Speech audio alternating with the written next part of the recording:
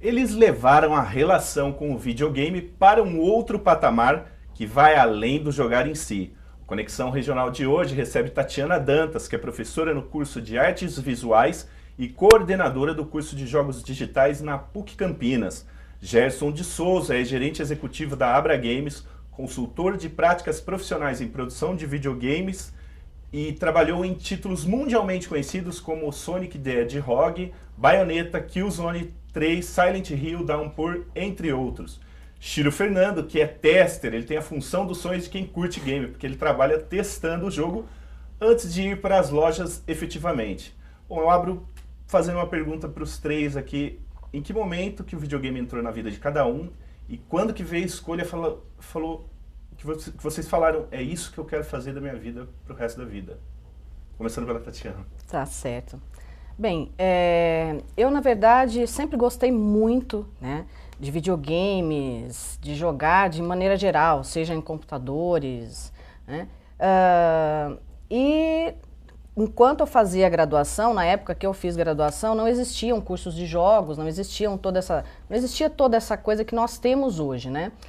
Então, eu já tinha uma herança aí na questão acadêmica, que eu fui formada em processamento de dados e fui depois para a Faculdade de Artes Visuais, onde eu comecei a desenvolver pesquisa sobre livros interativos. E eu vivia nessa constante, né, nesse constante questionamento, perguntando, por que que os livros, né, não têm toda essa interatividade que os jogos têm?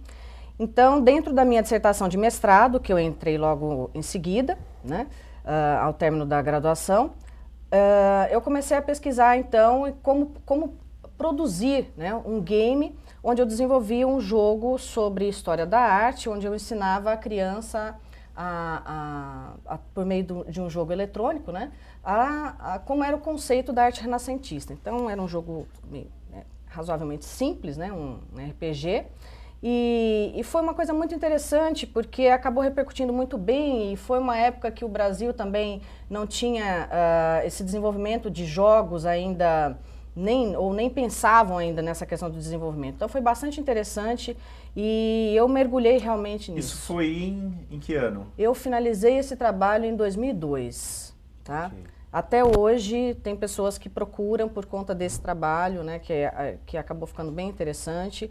Né? Depois, agora, também no doutorado, eu continuo nessa linha de pesquisa, buscando essa coisa do livro, a interação e o jogo. Né? Eu vivo nesse questionamento da questão de ensinar brincando. Né? Ok, Gerson. Bom, eu começou há uns 10 anos atrás. Eu morava na Inglaterra, em Londres, e jogava, né? Jogava, na época era PlayStation 1, né? Depois passou PlayStation 2.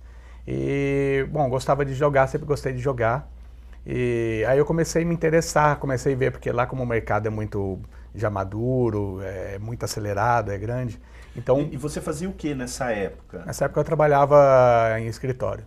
Um trabalho convencional. Um trabalho normal, bem normal. Assim, né? Tanto é que quando eu comecei a falar que queria trabalhar com games, ia sair daquele emprego para trabalhar com games, ninguém deve ter falado, pô, esse cara é louco. Mas com certeza muitos pensaram olhando para mim enquanto eu falava, porque quando eu enfiei na minha cabeça que eu queria trabalhar com games, eu não dei plano B, né? Assim, ou é games, ou eu fico sem trabalhar. Então, eu fiquei algumas semanas sem trabalhar procurando emprego. Então, foi começou a dar aquele frio na barriga, porque uma semana tudo bem, fala, bom, uma semana, né, começa a procurar, mas depois passa 2 semanas, 3 semanas e não encontra nada, porque lá, como eu acabei de falar, é um mercado maduro, tem muitas propostas, assim, opções de trabalho, são inúmeras agências especializadas, né, no ramo, na área de games, agências de emprego, de recrutamento, muitas empresas, muitos estúdios, dezenas de estúdios, tem publishers, né, são as publicadoras, é um mercado, então vagas, tem muitas assim, opções. Só que o problema é que como o mercado é bem saturado, são muitos profissionais, muitas empresas, então o nível é muito alto.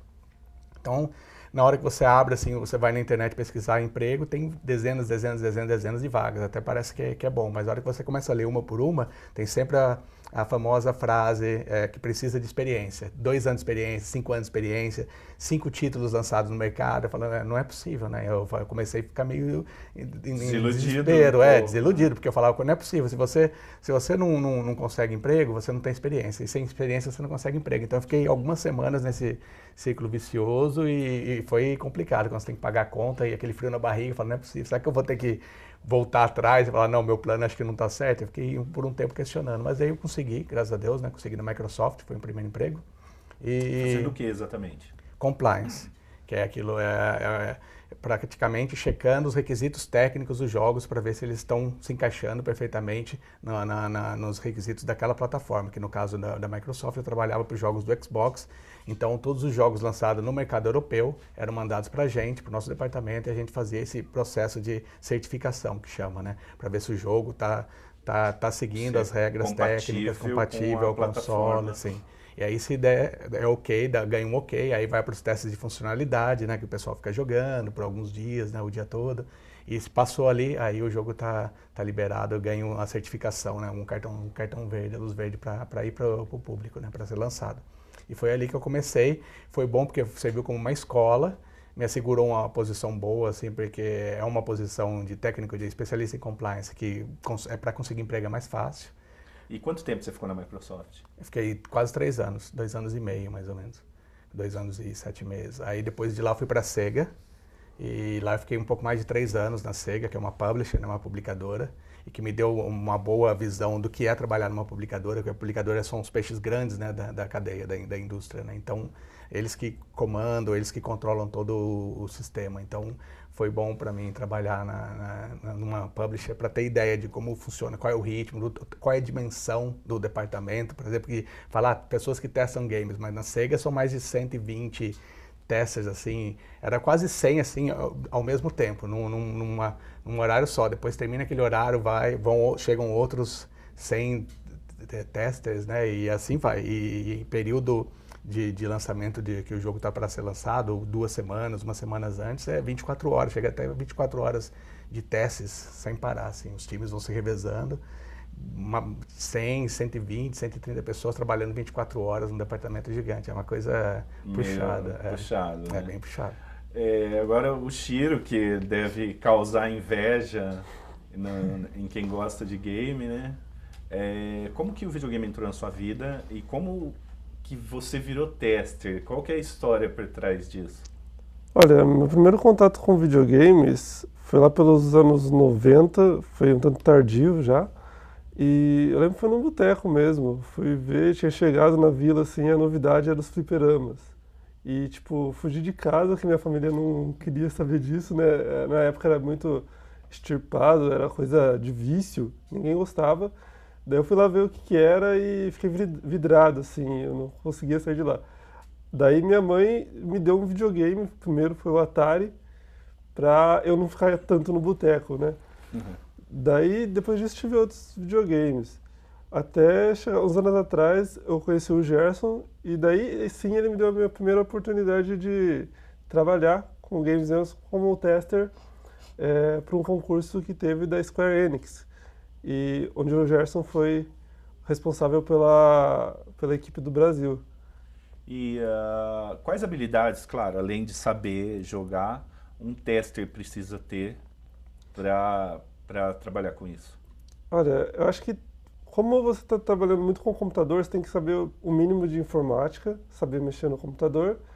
E eu acho que é importante saber um pouco de inglês também, porque a maioria dos jogos vem em inglês, ou, tipo, mesmo sendo jogos brasileiros, eles vão ter parte em inglês. Então, o inglês é o mínimo para saber mexer no jogo, independente de onde ele venha. E agora, para a Tatiana e para o Gerson, quais estudos específicos uma pessoa tem que ter para poder trabalhar na cadeia do videogame? A gente sabe que são que a indústria emprega N tipos de profissionais, mas vocês podem especificar alguns? Bom, os mais diretos, né, ligados mais diretamente à produção de games, seria a programação, que é um lado muito forte, a programação, a modelagem 3D, a animação 3D, a ilustração, os artistas que ilustram, a música, o áudio, né, tanto música, composição de música, como sons, efeitos sonoros, o que mais? Roteirista, o né? Roteirista.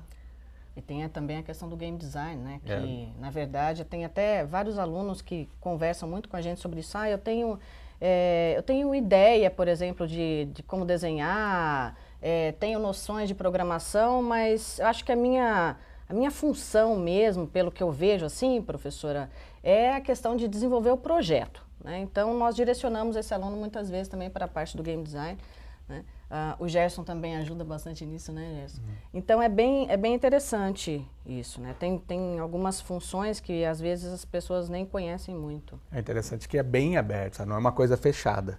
E tanto é que mesmo até para a pessoa que quer estudar isso, né, o que às vezes os pais ficam preocupados aqui no Brasil, porque como ainda não conhece uma indústria nova, meu filho querer trabalhar com games, por exemplo, quer estudar games, se formar. Ele vai, por exemplo, se especializar na programação, mas ele não vai ficar fechado somente ao games, ele vai poder trabalhar em qualquer outra área onde envolve programação, que hoje em dia são tantas. Modelagem 3D, animação 3D, é a mesma coisa. Usa muito o mercado publicitário. Nossa, 3D, por exemplo, em qualquer lugar, hoje em dia, dificilmente alguma área que não use alguma coisa de 3D, né? Então, ele não vai ficar fechado só naquilo, não vai limitar esse profissional só a uma indústria. Né? E como que está a indústria do game no Brasil hoje, de criação e produção de games nacionais? É como a gente falou, está engatinhando ainda, está começando a dar os seus primeiros passos. São passos largos, eu acho que estão bem largos esses passos. Mas assim, isso está rápido também. Acho que está tão rápido que não está.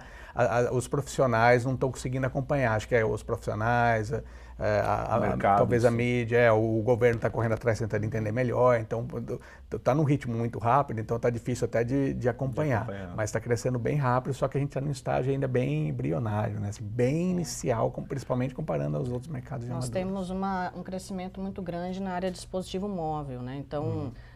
Produção para celulares, tablets, aqui, pelo que eu venho acompanhando assim, é o que realmente está em ascensão no Brasil, que está deslanchando mesmo. Que não é o game de console, de computador em si, é mais para smartphone. É o que eu chamo de bola da vez. A bola da vez, no momento, são os celulares, são os aparelhos móveis. Os mobile, né? Isso lá fora também está sendo muito forte, né, os celulares, mas aqui no Brasil está significando totalmente um novo horizonte, porque até então, para o desenvolvedor brasileiro, ele tinha muitas barreiras entre ele e as plataformas de jogos. Para o computador era mais fácil, mas para os consoles era muito difícil produzir para console, muito caro, não conseguiam autorização das empresas para conseguir os aparelhos, o equipamento, a documentação para produzir. Então eram enormes barreiras, sempre tiveram essas barreiras. Então isso sempre segurou muito, amarrou muito o desenvolvimento. Mas agora as plataformas móveis, fácil acesso, os aparelhos, a programação usada, as ferramentas usadas para produção, para desenvolvimento é de muito fácil acesso, ou custa muito pouco, ou até muitas são de graça, tem muitos tutoriais, fontes abertas, né, open source, sabe? Então, está muito fácil. Nunca esteve tão fácil no Brasil como está nesse período. Produzir game aqui. E o fator do mercado engatinhar ainda é extremamente positivo para a indústria, para criar uma indústria de game nacional em si. Existem jogos nacionais de produção nacional, de criação nacional para as grandes plataformas, para a Microsoft, para a Sega, para essas plataformas? Tem alguns, por exemplo, sempre tiveram alguns para plataformas menores, né? DS, Nintendo DS, isso daí, PlayStation, o PSP, PlayStation Portátil. Mas agora, por exemplo, para as novas plataformas, falando, por exemplo, de Xbox One e o PlayStation 4, eu sei que tem o Thorin, né? O Thorin é um jogo nacional, que é uma referência, né, para o jogo nacional, pela qualidade, que eu já venho acompanhando há alguns anos já a produção desse jogo, e agora eles conseguiram e estão indo para o PlayStation 4. Então acho que é um dos primeiros, acho que se não o primeiro jogo nacional, que inclusive foi um dos primeiros, ou o primeiro jogo a conseguir ter acesso ao benefício da Lei Rouanet, sabe? E eles agora estão indo para o PlayStation 4. Então o Thorin, esse jogo da Sword Tales, que é uma empresa lá do Sul, é praticamente uma referência, está sendo uma referência aqui no Brasil. E das plataformas móveis? Quais são as empresas que vocês destacam Ou o mercado está muito pulverizado ainda, não tem uma que está mais... Tem bastante, mas tem bastante. grandes empresas, assim. As empresas no Brasil tem por volta de 200 empresas, acho que um pouco mais, até porque registrado a gente tem o dado de um pouco mais de 200, mas muitas não tiveram ainda, sabe, são um pouco escondidas. O problema no Brasil é muito difícil conseguir dados, porque muitos até se escondem, as empresas se escondem, não mostram tudo que tem para mostrar, sabe? Quando sai para fazer pesquisa, número de funcionários, ou quanto ganham, receita, são informações que as empresas, é difícil tirar essas informações das empresas.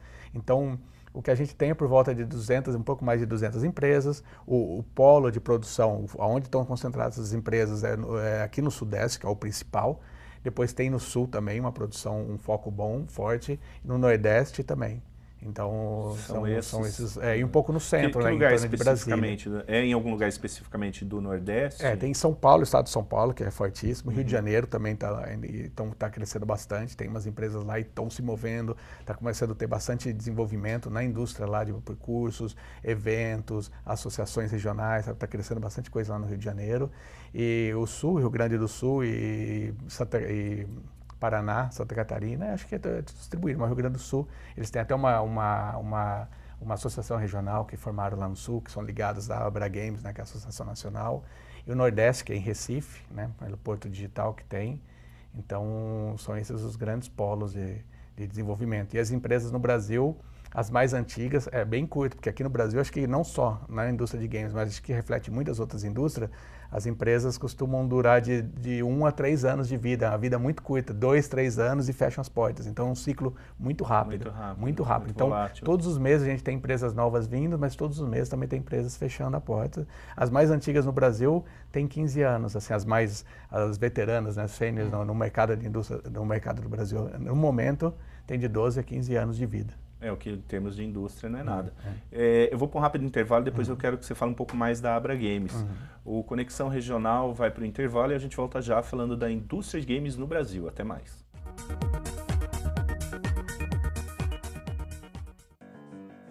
Você fica constrangido quando encontra uma pessoa com deficiência? Então, está na hora de mudar. Deficiência não é doença e essas dicas são para você. Pessoas com deficiência intelectual levam mais tempo para aprender. Mas isso não significa que sejam incapazes. Elas podem e devem estudar e trabalhar. Existem mais de 200 tipos de deficiência intelectual. A síndrome de Down é uma das mais conhecidas. Não seja superprotetor. Se a pessoa com deficiência for uma criança, trate-a como criança. Se for adulto, trate como adulto. Ao pedir alguma coisa, se ela não conseguir fazer, mostre um modelo e certifique-se de que foi compreendido. E o mais importante, respeite o ritmo dela. Cidadania é saber conviver com as diferenças.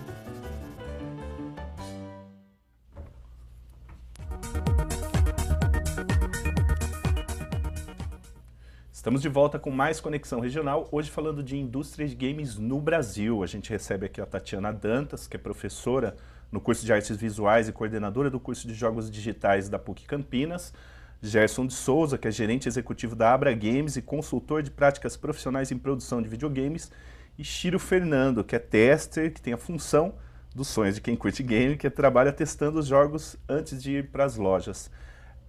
O que é a Abra Games?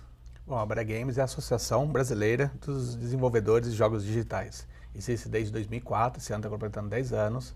E é uma associação sem fins lucrativos, cujo o foco, né, a função é unir a indústria, né, trabalhar, desenvolver um network, né, a conexão entre as empresas e lutar para o desenvolvimento da indústria nacional. Assim, a gente não se envolve no mercado de consumo de games, a gente não se envolve as taxações dos games que vêm de fora, quantos games são vendidos por PlayStation ou Xbox, a gente não se envolve nessa parte de consumo, de consumo em geral, do mercado, de varejo.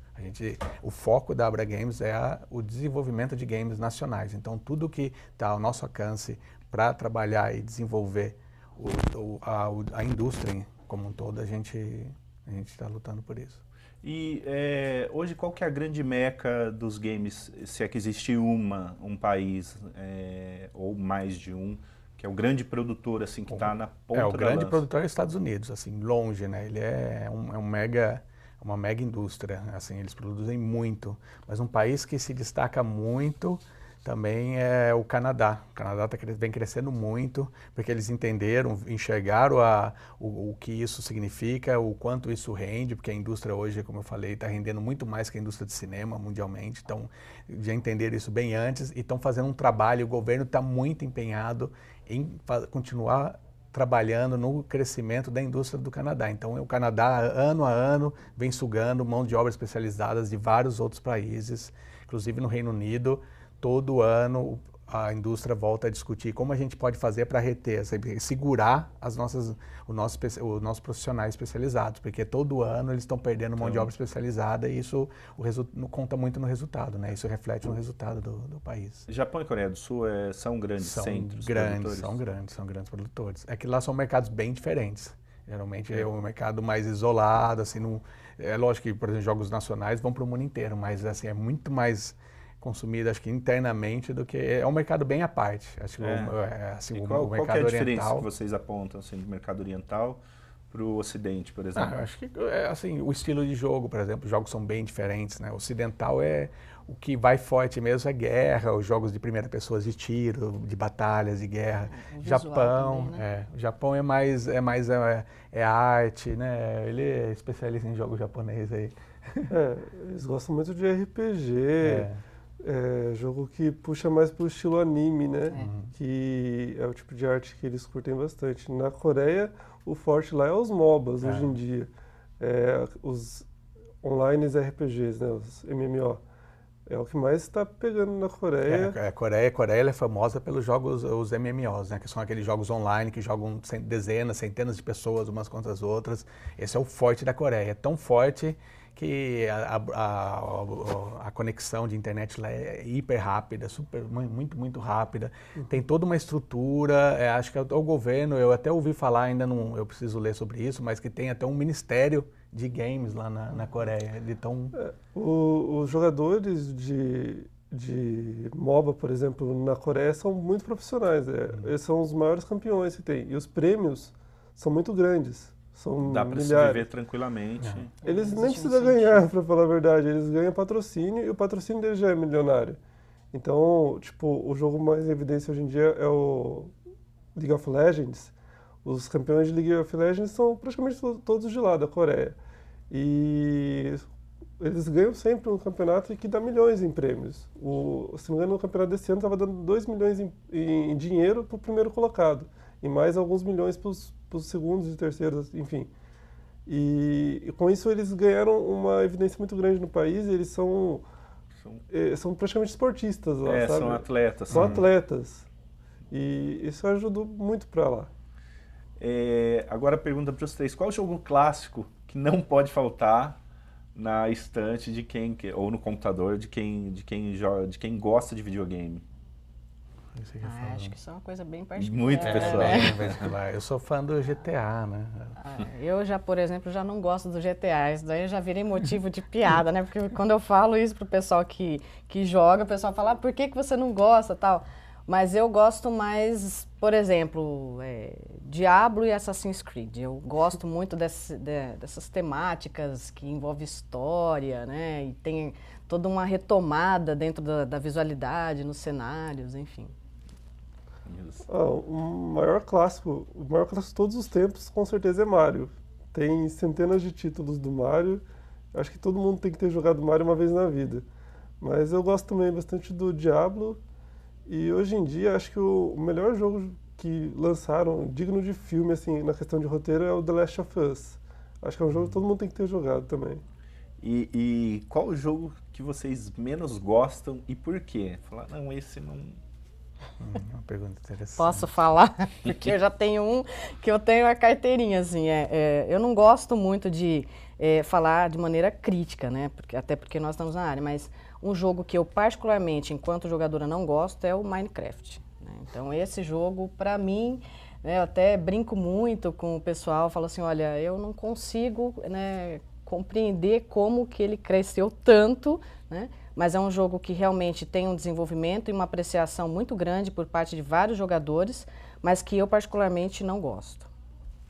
É complicado. Eu nunca tinha pensado assim em alguns jogos, principalmente que já passei por tantos jogos, assim, tantos jogos no trabalho, por exemplo, centenas de jogos na minha vida, que já vi jogos muito ruins, assim, muito ruins mesmo, assim, terríveis, que era...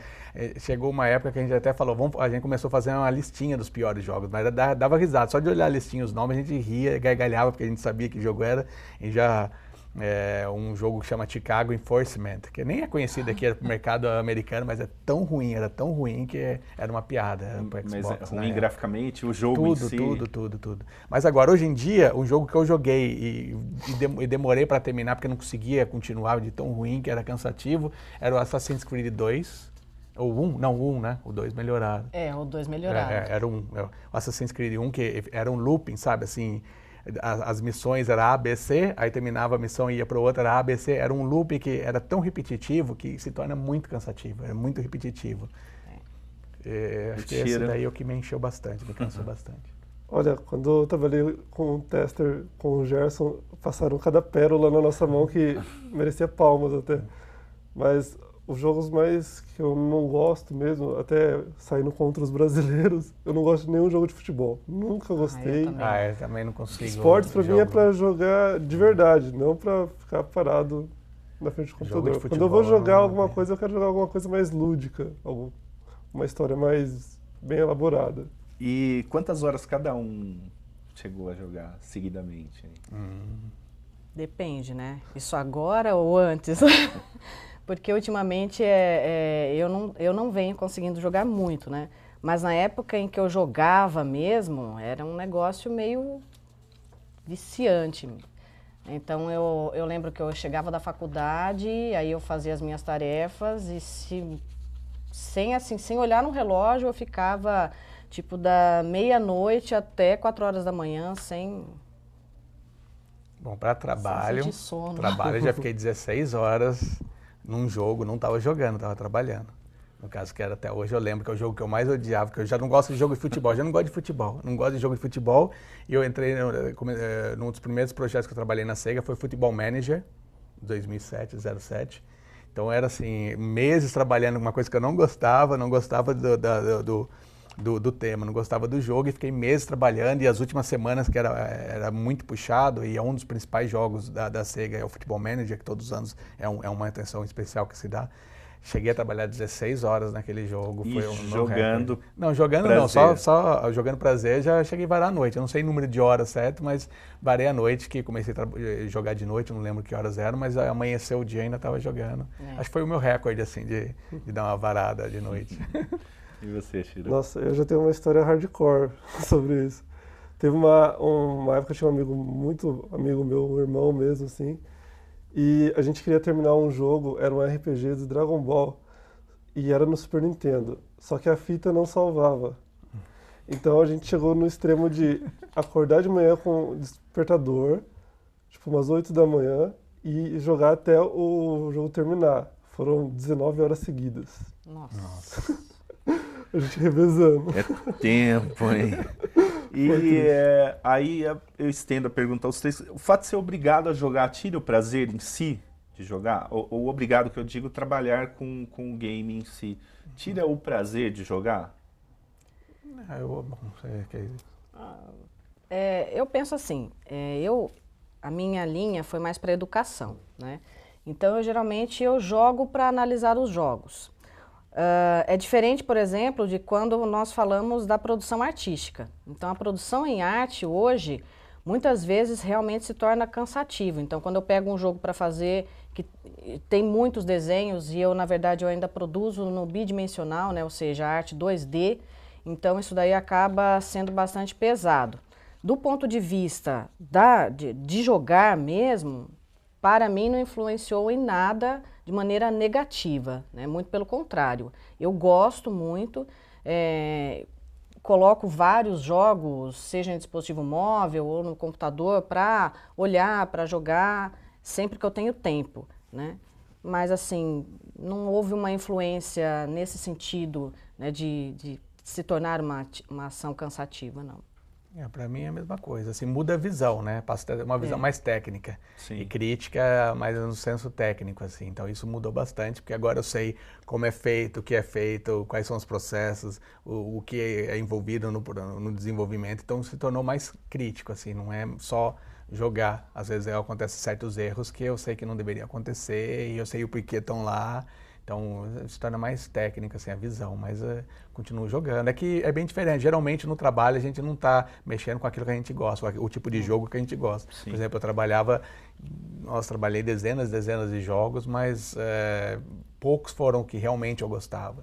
Então, pelo menos em casa, eu tenho oportunidade de escolher qual eu quero e quanto tempo eu quero ficar nele jogando, então tem mais liberdade, é mais prazeroso. O trabalho é mais mecânico mesmo, chega lá, faz o que tem que fazer e boa, porque tem muita coisa difícil, como ele mencionou, assim, muita coisa que é difícil e você tem que passar para aquele jogo, dependendo do projeto, são algumas semanas, dependendo do projeto, alguns meses, e tem que ficar naquele jogo querendo ou não. Então não é mil maravilhas, como muita gente fala, trabalhar com games eu quero. Não é tão assim, né? E você como tester, você não pode escolher, obviamente, aquilo que você quer jogar ou não. Como que funciona quando você não gosta do jogo, assim, quando não faz parte do teu gosto pessoal, como que você desenvolve o teste dele? Nessa parte você tem que ser mais profissional mesmo, tem que ser crítico e buscar o que está querendo o trabalho, né? Você tem que analisar o gráfico do jogo, você tem que procurar bugs, daí você tem que ser mais crítico. Na hora que você está testando o jogo, você não está exatamente jogando ele, você está procurando erros, para falar a verdade. E nessa parte, geralmente, quando pega jogo muito, muito difícil, muito ruim, assim, acaba sendo difícil de trabalhar mesmo, na questão do prazer. Mas lembrando que é trabalho, então tem que fazer, né? Aí a pergunta que eu estendo aos três aí, quais são as maiores dificuldades para quem quer trabalhar com game? Bom, na minha opinião, já é bem no início, né? A dificuldade é de conhecer realmente o que envolve a produção de games. Muita gente fala, quero trabalhar com games, sonho com isso e está se tornando cada vez maior, cada vez mais popular, como a Tatiana falou, do número de alunos buscando os cursos está aumentando, só que o conhecimento do que envolve, de toda a arte, de toda a tecnologia, todas as ferramentas que envolvem a produção de games ainda é muito pouco conhecida. Então a primeira dificuldade já é descobrir qual é a minha vocação, qual é a minha paixão. Eu vou ser programador, eu quero escrever códigos e mergulhar nisso, ou eu quero ser uma coisa mais artística. Então conhecer, a dificuldade já começa na hora de identificar o talento da pessoa. Aí a pessoa identificou o talento, aí ela escolheu um bom curso, assim, que ela consiga tirar proveito e desenvolver naquele talento que ela escolheu para conseguir chegar na indústria. É um longo caminho, mas acho que ainda é muito pouco conhecido. No momento ainda está muito pouco conhecido os talentos, os trabalhos envolvidos na produção de games. Então acho que as pessoas ainda precisam conhecer mais, porque é muito comum as pessoas falarem, eu quero produzir games, quero trabalhar com produção de games, mas você pergunta, fazer o quê? A pessoa fala, não sei, eu quero produzir games. Não, elas falam, eu quero produzir, elas querem fazer o jogo, de alguma maneira, o jogo funcionar numa tela, mas assim, elas não têm ideia, muitas pessoas ainda não têm ideia o que é necessário. Mas aí você perguntar, você quer trabalhar, produzir games, mas você quer fazer o quê? Muitas pessoas falam, não sei, eu quero produzir alguma coisa que faça o jogo. Então isso, as pessoas tem ainda que ter precisam ter alguma noção, habilidade, já habilidade, principalmente ideias, né? Uma coisa que até eu percebo nessa linha que o Gerson está falando, e até complemento, essa questão de que as pessoas não sabem, eu percebo que existe uma busca para ser tester. Né? Então eles procuram porque eles são gamers, né? Então eles falam assim, eu sou apaixonado por jogos. Então são coisas que geralmente nós já temos que trabalhar isso, né, com quem quer desenvolver jogo, né? Mostrando que o desenvolvimento não é uma coisa simples, que você não vai conseguir desenvolver um jogo em um mês, né, ou em um semestre, um jogo de qualidade mesmo, né? Então isso daí, a não ser que você não durma mais, né? Então existe o trabalho em equipe. O que eu percebo muito, existe uma dificuldade muito grande, né, na constituição de grupos que se deem bem, assim, de pessoas que se relacionem e consigam, aí no caso, tocar uma equipe para frente e permanecer unido do começo ao fim. Tá? Eu venho acompanhando já essa formação de equipes, até por conta de ter vários alunos, enfim, e realmente é uma das dificuldades. Eles começam, na hora que tem a ideia, é tudo muito legal, mas depois eles vão, né, abandonando, vão se dispersando.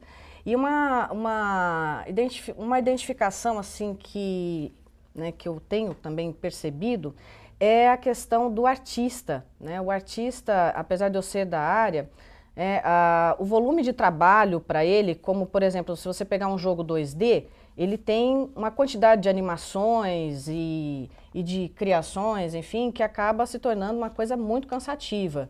Então, muitas vezes o artista ele é aquele que acaba saindo primeiro, né? Então ele fala, eu não estou afim de continuar, e tem que colocar logo o negócio no mercado, tem que render lucro, enfim. Então tem algumas coisinhas que são realmente difíceis. E por outro lado, também tem a questão que eu percebo assim da formação da empresa. É algo que eu também procurei muito por conta dos alunos que perguntam, Tati, quando eu terminar, o que eu faço? Né? Então, com relação a essa coisa da constituição da empresa. Então, os caminhos para se montar uma empresa no nosso país ainda são um pouco difíceis, né? Então, nós temos toda a questão de impostos que são cobrados, né? Ou seja, não tem diferenciações entre empresas. Então isso é um pouco complicado. A gente fala mais um pouquinho disso no próximo bloco, tá? Conexão Regional vai para um rápido intervalo e a gente volta para o terceiro e último bloco. Até mais. Você fica constrangido quando encontra uma pessoa com deficiência? Então está na hora de mudar. Deficiência não é doença e essas dicas são para você.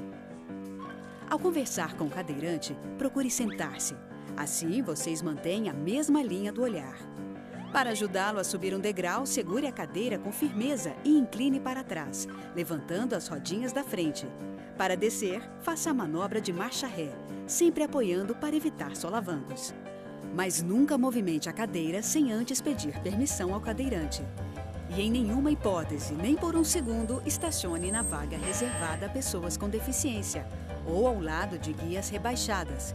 Você gostaria que construíssem um muro na porta da sua garagem? Pois é, quando você estaciona em lugares reservados, está impedindo que o deficiente físico se locomova. Cidadania é saber conviver com as diferenças.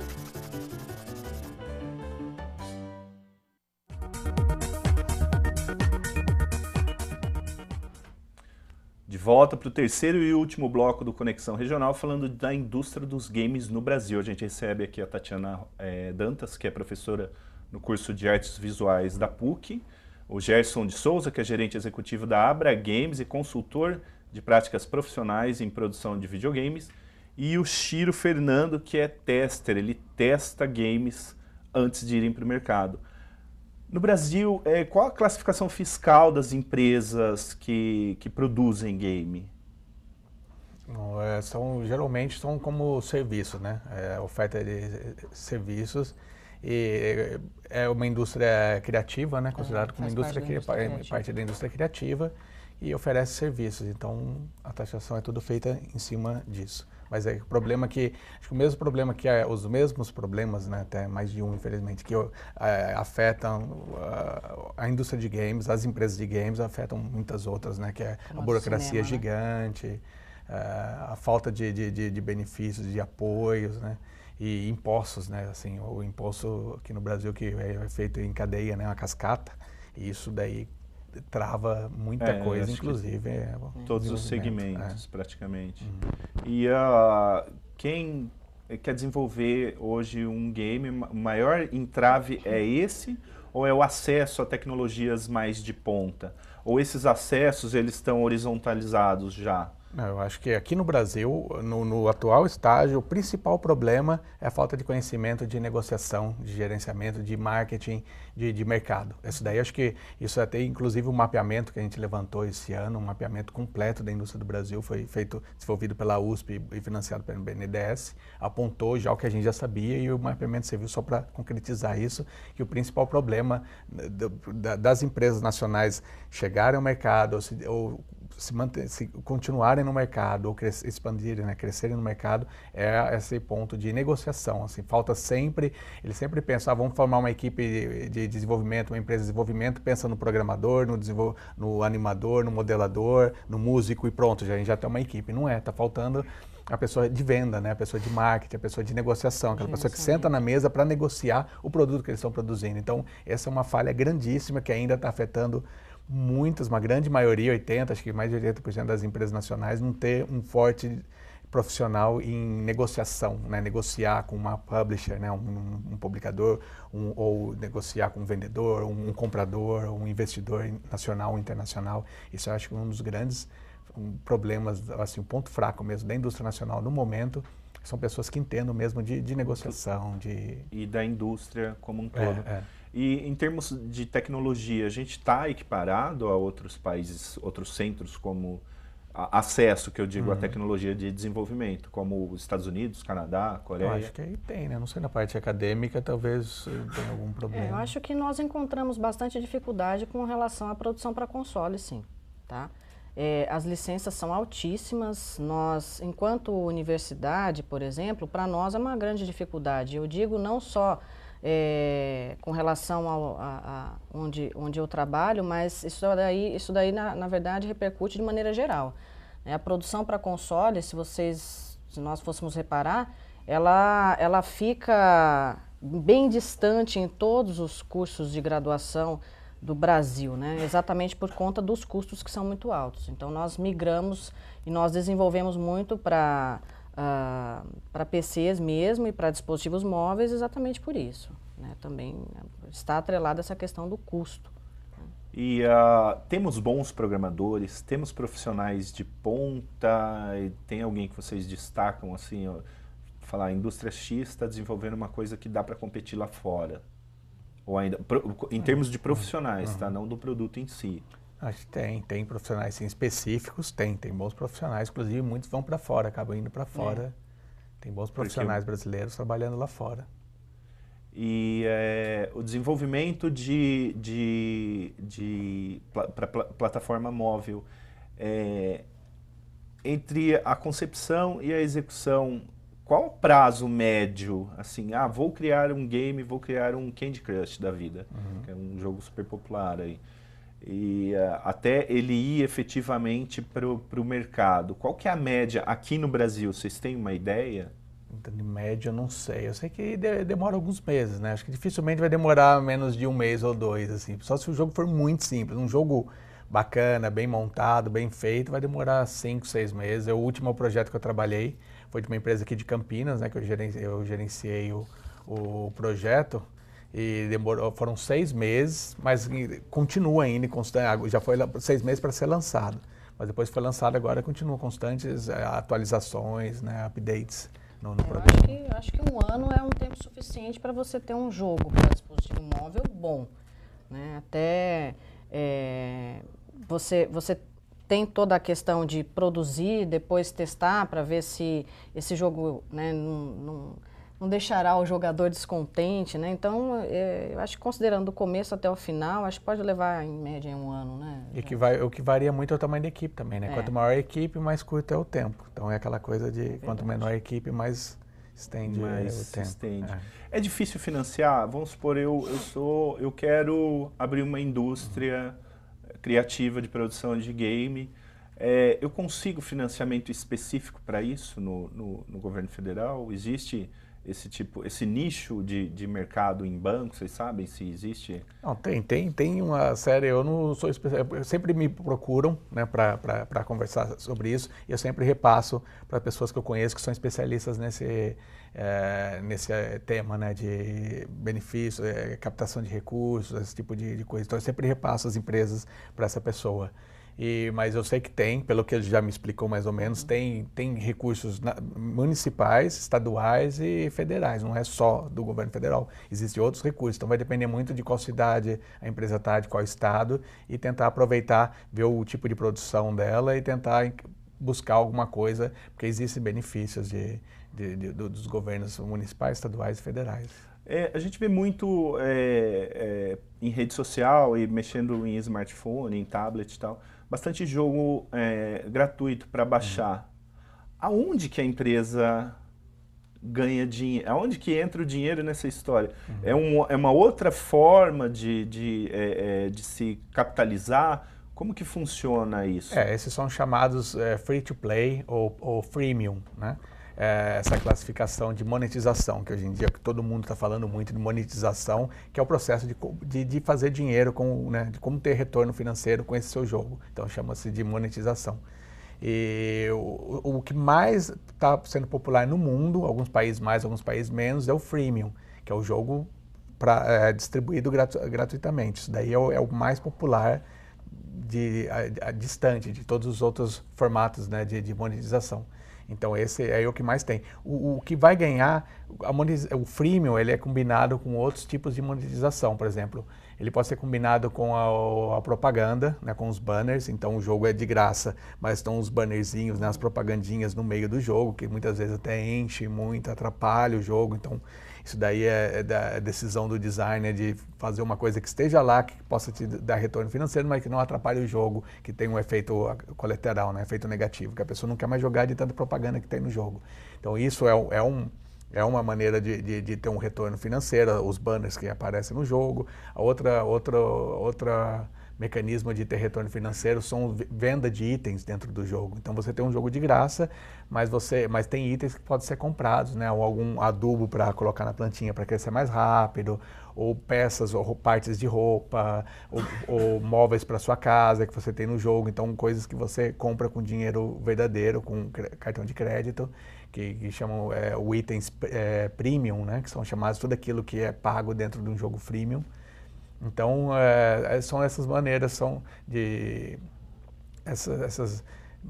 essas ferramentas de ter retorno financeiro com um jogo distribuído gratuitamente, né? Os banners e os itens e mapas para ser comprados.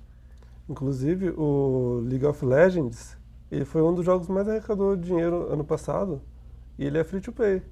Ele é distribuído gratuitamente e os recursos que as pessoas podem comprar simplesmente skins, aparência mesmo, nada que envolva diretamente com o gameplay. A pessoa pode jogar de graça e pode comprar benefícios que não são tão relevantes, entendeu? Mesmo assim, o jogo arrecadou acho que 20 milhões ano passado só com os free to plays. E futuro, como que vocês enxergam o futuro do game no Brasil especificamente? Imagina para daqui a 5 anos. Eu enxergo como já está, porque como agora a plataforma da vez é a plataforma móvel, né?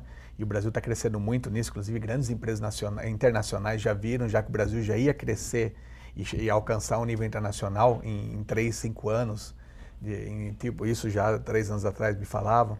Então eu vejo que realmente está acontecendo isso, então acho que o futuro vai ser no Brasil, em matéria de produção, vai ser plataformas móveis. E o Brasil vai estar, com certeza, já no nível internacional, assim, de qualidade de produção, porque já tá chegando lá. Então, daqui 3, 5 anos, o Brasil já vai estar tranquilamente no nível internacional, nessas plataformas móveis. Eu também penso da mesma maneira. Eu sempre acreditei muito na área na área de produção de jogos, né? Não diria nem na indústria, mas na produção em si. Eu acredito muito também no crescimento desse tipo de trabalho dentro da educação. Eu acho que foi uma vertente que agora perceberam que isso é importante, até por conta de nós termos uma geração que vem crescendo nesse meio de tecnologia e de aparelhos interativos e tudo mais. Então, eu percebo que assim, a procura aumentará, né? Também acredito muito mais nessa parte de dispositivos móveis ainda, até nessa mesma vertente de educação, por conta das tablets, né, que estão se tornando, na verdade, aparelhos que os alunos levam para a escola para aprender, interagir e tudo mais. E de maneira geral, eu acho que vem crescendo numa perspectiva tão boa que eu até acredito que outros tipos, né, como nós falamos que hoje é difícil, por exemplo, a produção para consoles, eu acredito que isso venha acontecer aqui no Brasil como você fala, né, num prazo de 5 anos, eu acho que isso pode acontecer. Até no SB Games, que nós participamos, agora no último, né, houveram alguns palestrantes que já falaram que existe uma perspectiva nacional de que até 2016, 2015, o Brasil seja um grande produtor e desenvolvedor na área de jogos. Então, nós acreditamos nisso porque nós estamos vendo as leis de incentivo, né, acontecendo também em função dessa indústria. A gente está trabalhando agora, a gente já tem faz alguns anos, uns 2 anos, uma parceria, a Abra Games, né, uma parceria com a Apex Brasil, para gerenciar a exportação, para, né, desenvolver e apoiar a exportação de games nacionais. Então, dessa parceria Abra Games Apex, a gente criou o BGD, que é o Brasil Game Developers, que é um projeto setorial que apoia a exportação de games nacionais para o resto do mundo, assim, para o mercado internacional. Então, a gente vem trabalhando, participação em feiras, né, nos eventos internacionais para vender o produto nacional. Hoje o Brasil exporta? Exporta. Agora o Brasil... Para quais lugares? Para quais? Bom, os Estados Unidos, Europa, para tudo. Agora o game é interessante, que até não sei se muita gente sabe, o game é considerado oficialmente um produto de exportação nacional. Com a Apex, que é a Agência de Exportação Nacional, né?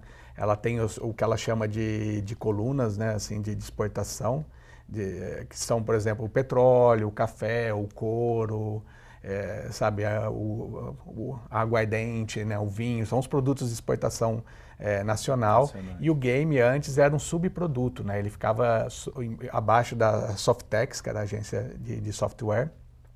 Então a Softex ela encarrega ainda de exportar os softwares em geral, e o game era um subproduto dentro desse leque de softwares. Agora o game se tornou uma vertical, eles chamam de vertical, ganhou a sua própria vertical, se tornou um produto oficialmente de exportação nacional. Então, como a gente tem a madeira, tem o carvão, tem o couro, tem sabe, a carne, o café e tem o game. Então, o game é oficialmente agora um produto de exportação, ele tem a sua própria vertical. Então, dessa vertical, quem cuida, quem gerencia é a Abra Games, junto à Apex. Então, isso já é um grande passo já E agora a gente está querendo encaixando o game também como indústria, como audiovisual. Então a gente está agora desenvolvendo essa parceria com a Ancine, que é a indústria de cinema, e dessa parceria a gente está trabalhando para que o jogo se torne oficialmente um produto audiovisual e assim tem acesso a todos os benefícios do audiovisual. Para o senso comum, quando fala de game, já pensa em jogos violentos. No Brasil, a maioria dos jogos são mais educativos, o que é produzido aqui são mais educacionais, são mais voltados para entretenimento mesmo, são mais infantis. Como que é esse raio-x, assim, como que vocês enxergam mais ou menos? Acho que o ganha-pão no Brasil, falando de ganha-pão, aquilo que banca as contas, é praticamente adver games, é o que chamam, são os games para propaganda, né? Que carregam nomes de produtos, de empresas, por exemplo, Itaú, Banco do Brasil, sabe? São jogos que carregam nomes de empresas como propaganda. Acho que isso é praticamente, mesmo que muitas empresas tentam fugir disso, não querem, porque o centro mesmo, o foco é entretenimento. Todo mundo, a minha empresa quer fazer jogo divertido, jogo de entretenimento. Mas o que paga a conta dessas empresas, uma grande maioria das empresas no Brasil ainda são jogos de propaganda, né? Adver Games, conhecido como Adver Games. Mas acho que tem muito jogo educacional no Brasil, é muito forte. Eu venho percebendo, né, como já havia dito antes, que tem realmente essa questão dos jogos educacionais vem crescendo. Tá? Isso daí é uma coisa que realmente, até por conta das universidades estarem trabalhando agora, né, com a produção de jogos, então vem crescendo. Mas existe, o que eu percebo, existe ainda um desinteresse, até isso daí que o Gerson colocou é muito, muito interessante, porque existe a preocupação com o ganha-pão, né? Então, o jogo educativo, até ele entrar no mercado, ele precisa ter um incentivo maior, um apoio maior.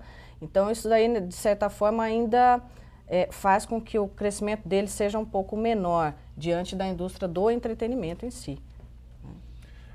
Agora, para finalizar, um recadinho de cada um aí para quem quer viver de game. O que você tem a dizer para a pessoa que quer, eu quero me profissionalizar em jogos digitais? Quais as habilidades e o que essa pessoa tem que estudar a princípio para poder chegar lá, para poder plantar a sementinha? Bom, pelo menos, né, ou estudar a questão da arte, que hoje em dia tem que saber desenhar, trabalhar com tridimensional, até como o Gerson tinha colocado antes, ter uma noção de projeto, programação. Claro que dentro de uma equipe as pessoas farão ações, né, atividades diferentes, né, ter conhecimento sobre jogos, né, ou seja, sobre essa questão do jogar também é importante. E uma coisa que eu acho essencial, responsabilidade e empenho.